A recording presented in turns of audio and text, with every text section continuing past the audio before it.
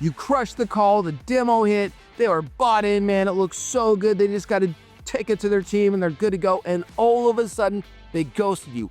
Here's why that's happening and how to fix it. Truth number one, why buyers ghost you after the perfect call. And it's not timing, it's not pricing, it's not budget. It is status fear. They are afraid of championing something that might actually blow up and not work out, because that's going to affect their career. It's going to affect their political capital at their company. There's only so much political capital and status you have that if you go wrong, you can actually afford to go wrong in your career. So what's the most important and the biggest hidden objection is, what is this going to do to my status and my political capital in my company if the deal goes wrong or if something blows up? So make sure you're digging into the role, what they've tried before, understanding all the landmines that you're dealing with so that you can understand what this means for them if it works out well and what it means for them if it doesn't work out well. Because if that doesn't work out well,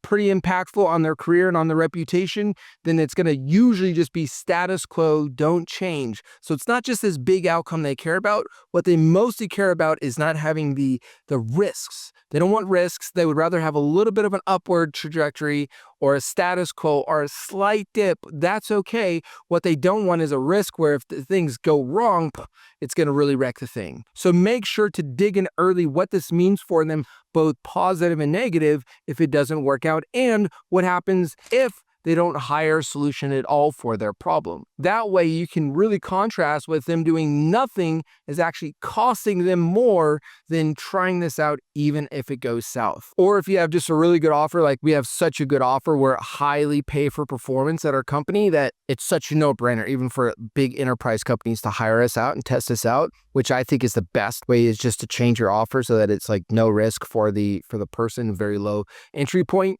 But if you require huge contracts and risks up front, you're gonna have to get really, really good at having these hard conversations with a prospect early so you know what's going on so you can handle it versus getting ghosted. Truth number two is spotting silent objection symptoms. Now, these are going to be things like the prospect is over agreeable. They're just over there. Oh, this looks great. Yeah, it looks so awesome. Looks so good. And they're vague about the next steps. Well, I just got to make sure everybody's lined up and bought in, but it looks so good, let me just get back to you. And they're pushing everything to the team. Well, this looks great. I really like it. Just got to make sure the team's bought it. Make sure the team's bought it. Oh, let's do something next week. Oh, next week's really busy. Let's follow up. Now, there's going to be the reality of they are going to have to bring things to their team. There is going to be the reality of people are busy and holidays and all this stuff. Sometimes it is going to be pushed a week or 2 weeks out for the next call or 3 weeks out for the next call. But if it's vague and overly agreeable and you're not having genuine conversations, like asking the tough questions, digging into the real nitty gritty, then you have somebody that you might be thinking is going really well because they're very agreeable, but it's actually a silent and hidden objection. So ask the buyer process. It's super simple. You go, great. So it sounds like you're pretty bought in. What's the next step from here on your team? Who else needs to see this? Oh, well, our CMO, I have to check off. Great. And what is your CMO going to look for? What are the objections they're going to have about this? Because guess what? If I'm asking what the objections the CMO is going to have about that, sometimes it's going to be the objections that they have about it that they just don't want to say because they're too agreeable, right? So what is the CMO going to look for? What are they going to red flag? What are maybe some objections they would have? Okay, great. What are they going to want to see? Okay, and if we got the CMO bought in, what happens next? Oh, the CEO would have to do a final check off and then we'd push it to legal. Great. What's the CEO going to want to see? What's going to be their objections? Great. And the legal, what's things going to roadblock or red flag with legal? You see, so I'm walking through the entire buyer process so I understand what all the people in the scenario are going to be looking for. At the same time, when I get specifics, I know that I'm getting this person slowly more and more bought into the process. And if they're just giving me vague and fluffy and cloudy stuff while I'm trying to get into specifics, I know that they're not bought in, and I have to step back and make sure that they're actually bought into the thing that we're even talking about, which is as simple as going, hey, just to be clear, like if you're not interested, like, let me know right now. Like, we've got a lot of people that are interested in talking this. I don't want to waste your time. Give them an off ramp. It's called an off ramp. Hey, no worries. You're not going to hurt my feelings. Like, if you don't want to do this, like, just let me know and I'll stop bugging you and stop following up. Like, is this something that's interesting to you? Yeah. What about it? And what else? And how would you see it helping you, right? So if I got them bought in a little bit, I'm going to get them to tell me and sell me why they like that by asking, what else? How do you like this? How do you see this helping you? Either they're bought in and I'm talking about the buyer process and getting the next people in the deal bought in, or I can tell they're moving away. They're not allowing me to get into specifics with here, which means they're not bought in, which makes me want to give them an off-road. Like, if I give them an off-road, like, you don't need more help with your social, or you don't think it's right for you, you're not going to hurt my feelings. Like, just let me know right now and I'll just completely stop following up with you. And that's going to give them an off-road where they're either going to go, yeah, dude, I don't like to sell. What about it? What's holding you back? And you can handle the objection. Or they go, no, dude, like, I really like this. I'm being really serious.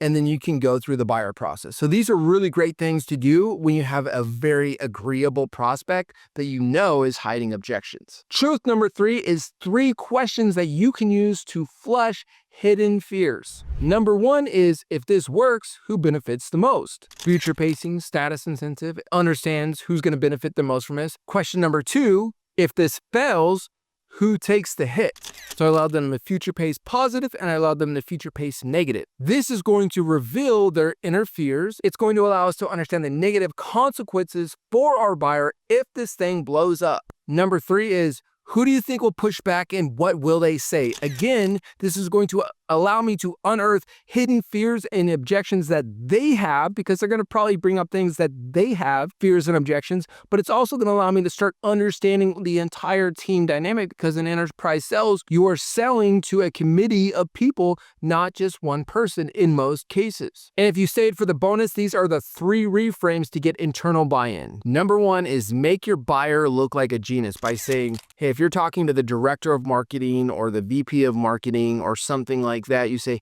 hey, most directors that we bring it to, when we lay it out like this, this, and this, and they bring it internally, it makes them like the heroes of the story, just because the outcomes we're able to produce, right? So you want to frame it as others just like you, when they brought it to their team, they look like geniuses. They look like the savior. It ended up being a very positive thing. So you've got to really customize this for your prospect. If the director you're talking to, you just make it generic, it's not going to land. But if you can really frame it in a way that gets them to feel like, oh, maybe if I bring this to my team, it can make me look really good. Remember, increasing that political or that corporate capital within their company. Number 2 is anchoring risk reversal. And this one is, once you've understood what the other stakeholders like the CFO and the CEO, what they're going to be looking for, you can anchor a risk reversal based off of what they're going to want to see. So it could be, say that the CFO is the one that needs to see it next. Hey, most time that we bring this to the CFOs, they are very skeptical, because the pay for performance and the ROI rarely lines up.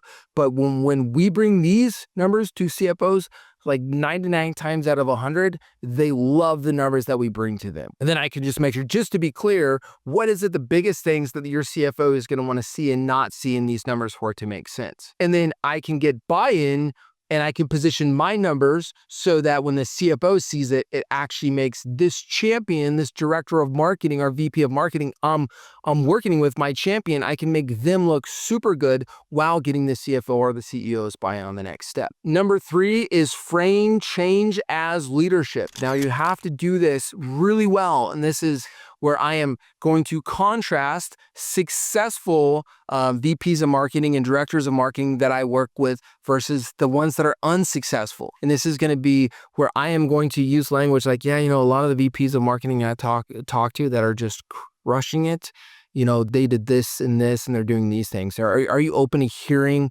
what the other kind of things that they're doing? When I can kind of create that kind of framing throughout my call and get them bought into, hey, they're successful and unsuccessful leaders in marketing. here's what the successful do, here's what the unsuccessful do, and I can get them categorizing themselves in the successful, and the ones that take action are successful. Then I can get them to buy into the fact that when marketing leaders wait too long until they're digging themselves out of a hole, they rarely win. Whereas those who are great at marketing and great at leadership, they can see the future, they can see the dip before it happens and make sure that they're going up. So you're really framing taking action as something that successful marketing leaders do versus unsuccessful marketing leaders that go down and down and down, are slow to take action, or they wait until it's too late. Now, what I'm really curious about, and let me know in the chats, because I'm more than happy to build more content around this to help you out, is let me know in the chats, where are your biggest roadblocks? In the next video, I'm going to walk through the 3-step anti-pitch framework that elite closers and entrepreneurs are using, even with the most skeptical prospects.